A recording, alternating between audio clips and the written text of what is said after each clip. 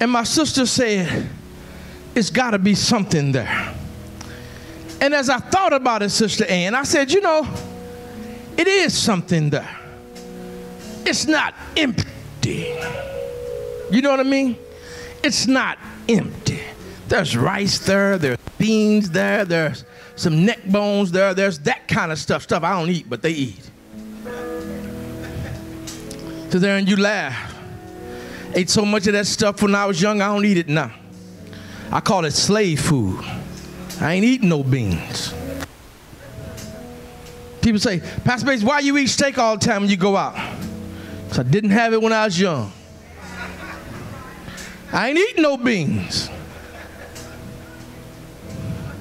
What you making cornbread for? You mean we ain't got no money to buy some rolls? I'm serious. Now they eat it. They be like, boy, we got money. I'm just mad. I ain't eating no cornbread and beans. I ain't eating no neck bone.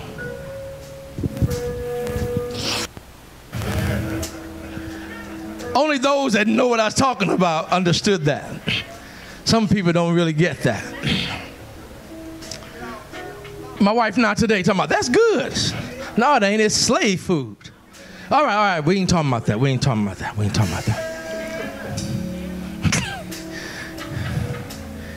Let me try to finish here. The point is that it was something there.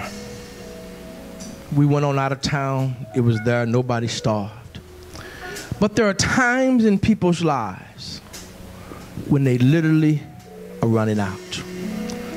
When they say, I can't make it anymore. I've had it up to here.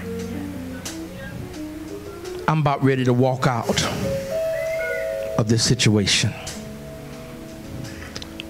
Pastor Bates, I just don't have any food. I don't have any money. And it's so bad that I'm tempted to steal. So bad I'm tempted to hustle. So bad I'm tempted to dial up sugar daddy. Y'all laugh. I know it's the truth. Those are the times when you ought to say, I'm going to call on Jesus.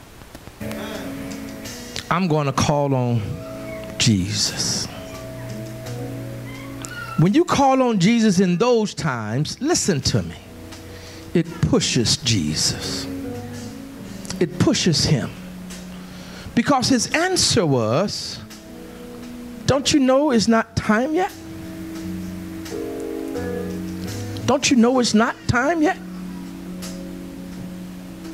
But I believe internally it's not written, but it says, listen. I'm going to fix this problem. I'm going to give you an abundance. I'm going to give you an abundance because you called on me. I'm going to give you an abundance. The Bible says they filled up the water pots. Mary preached, proclaimed. That's all preach means, proclaimed. Whatever he tells you to do, do it.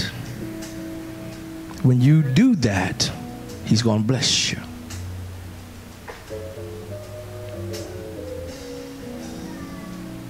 When you do that, he's going to bless you.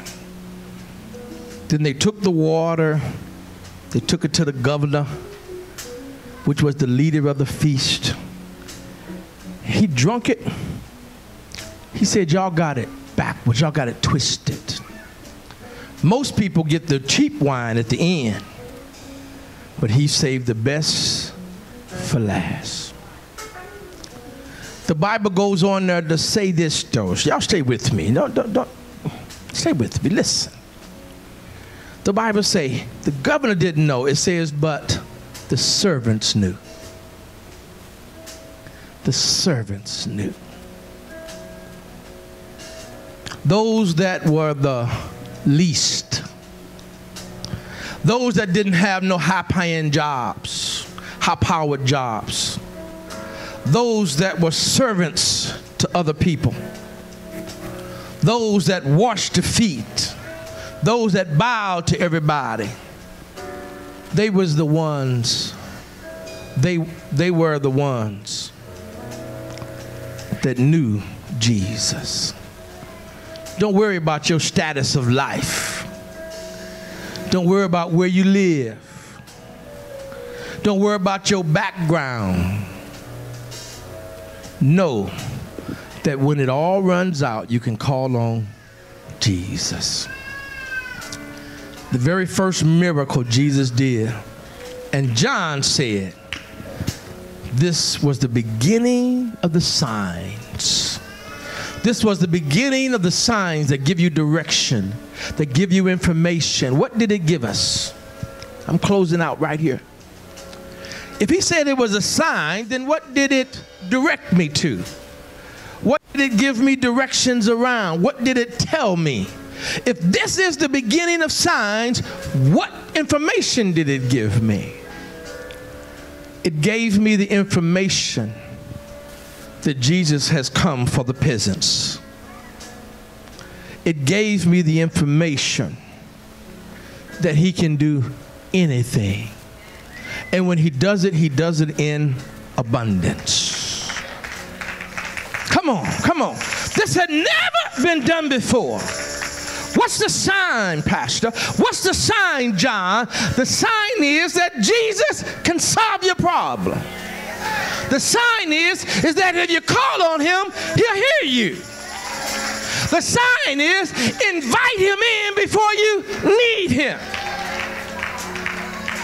What's the sign? What is it directing me? What is it telling me? It's telling me that he is concerned about my issues.